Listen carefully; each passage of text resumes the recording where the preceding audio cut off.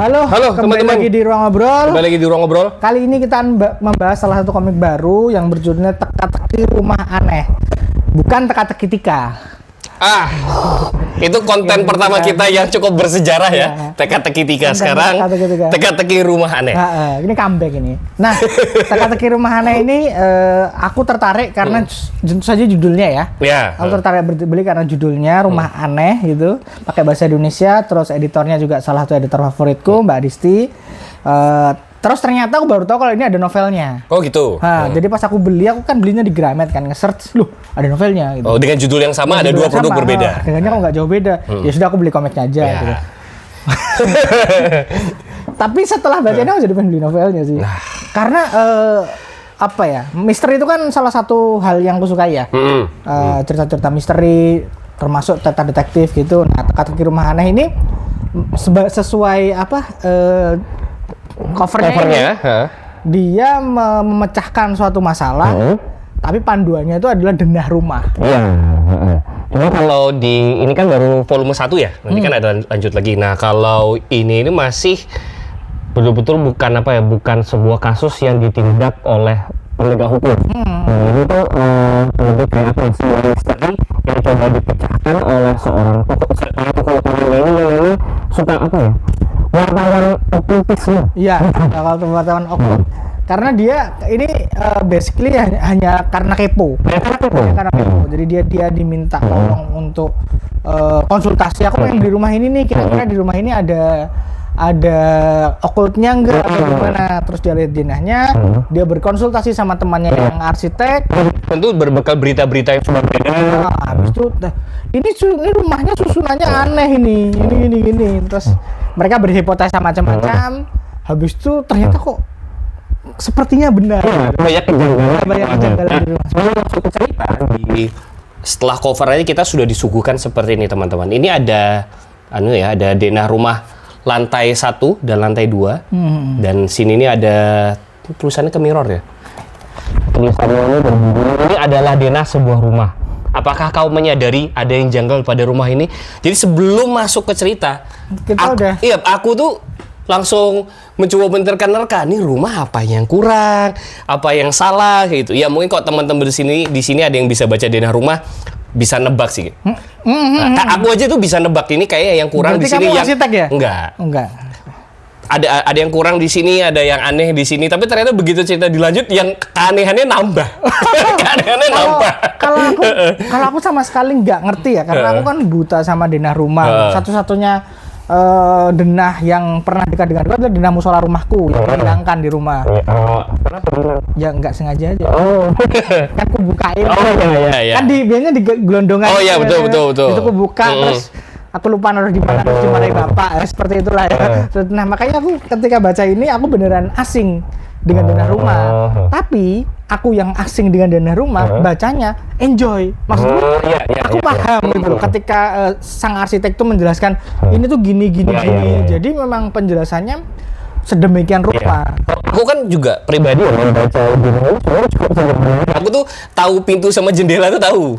Iya. Pintu sama jendela tuh tahu. Terus ya kalau misalnya ada yang void kayak gini tuh berarti ada ruangannya kayak gitu. Cuma sebatas itu doang. Nah, dari situ aja tuh udah sebenarnya kerasa udah ada yang janggal dan bisa jadi benar.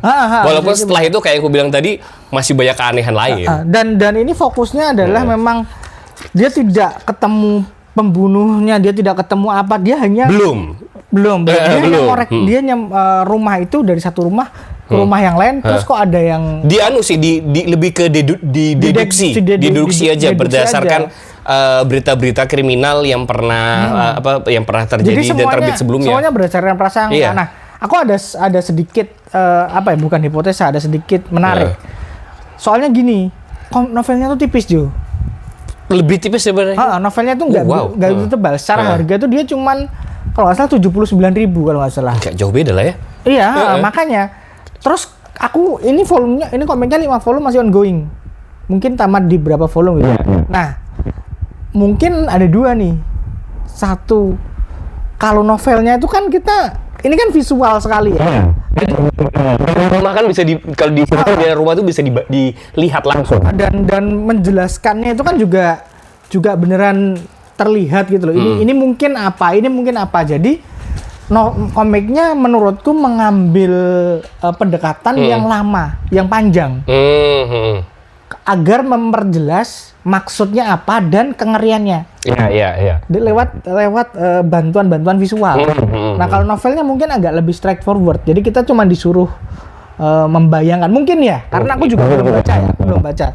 Tapi yang jelas ini menjawab, setelah baca itu menjawab pertanyaanku kenapa novelnya satu volume agak tipis, tapi bukunya 5 belum tamat. Karena karena emang terasa agak lama, tapi tidak terasa lama nggak sih? Maksudku tidak terasa draggy. Kamu bacanya terasa draggy nggak? Enggak sih, tapi baca ini aku sering bolak-balik. Sampai sering bolak-balik untuk memastikan. Oh, temannya arsitek tuh bilang ini bener nggak ya? Cek lagi petanya. Jadi kalau kayak main game misteri yang ada petanya kayak Resident Evil gitu. Nggak main sih. Silent Hill, takut ya. Itu petanya masih dibolak-balik. Iya bener. Tapi bener. Aku jadi sebagai sebuah cerita misteri ini menyenangkan sekali. Aku sangat rekomen ini kepada teman-teman yang suka cerita misteri. Dan sepertinya ini nggak panjang. Paling 7 lah maksimal tuh. Mungkin kali ya. 7 volume. 2 volume. Besok terakhir. Apa ini teka-teki rumah Anda? Oh, rumah Anda kan? Iya, bukannya 5 volume ya? Gua tak cek kan. Di manga update 5 volume sih. Ongoing. Atau mungkin akhirnya di-expand. Mungkin kali ya. Di-expand ke rumah-rumah yang lain. Mungkin ya, aku nggak ngerti. Tapi yang jelas buatku ini tuh satu kasus 5 volume tuh masih masuk akal. Iya. Masih masuk akal. Soalnya di satu volume aja kita bedah rumahnya panjang loh. Iya, dan ini tuh ada tempat yang diduga TKP pertama, ada TKP saat ini, dan kalau melihat pola kejadian kayaknya bakal ada TKP lain. Benar. Itu mungkin akan dibedah. Iya. Terus jump scare-nya juga lumayan sih. Kayak gini aja oke loh. Jump scare anjir. Nah, dari sih lebih bisa merasakan hal-hal gini. Tapi emang aku bacanya lebih ke nggak nyaman. Terus ini juga caranya dia menggambarkan ekspresi mukanya. Walaupun aku ini awalnya tak kira Mbak, ternyata Mas toh. Kemana? Tokoh utamanya. Mas. Iya, tak kira Mbak pertamanya. Karena rambut panjang dikuncir. Itu kayak aku dan Kurapika. Sumpah aku sangat ya, karena gambarnya emang cantik sih. Gambarnya emang cantik. Dari cover tak kira cewek. Sekilas memang cewek kalau dari covernya. Setelah di tengah-tengah, loh, Mas toh. Mas ternyata. Bukan Peter, tapi Mas. Oke, apalagi soal ini? Itu aja sih. Paling ini sebuah komik misteri yang menyenangkan, membuat kita penasaran dan membuat pembaca itu juga turut aktif memperhatikan detail-detail yang ada. Benar, jadi kita ngebalik gitu. Karena visual sekali, mainnya visual. Mungkin sekali. kalau komik-komik detektif atau misteri-misteri yang lain itu udah ada rentetan kejadian, baru kita lihat ke belakang. Nah, ini tuh dari awal kita sudah diajak mikir bareng. Iya, mikir bareng. It's good job. Cara narasinya juga mudah dipahami. Iya. Aku sudah beli novelnya. Ingin ku baca nanti. Aku ingin karena aku pengen ngerti ini siapa. Ini gimana konklusinya? Iya sih, penasaran banget. Tapi komiknya juga akan tetap ku beli. Karena emang secara visual komiknya cukup di atas rata-rata. Cukup basic. Cukup pleasing, enak banget. Oke, itu aja review kita soal teka-teki rumah aneh. Nanti kalau pengen beli teman-teman akan aku selipkan link di deskripsi ya, seperti biasa kalau nggak lupa ya.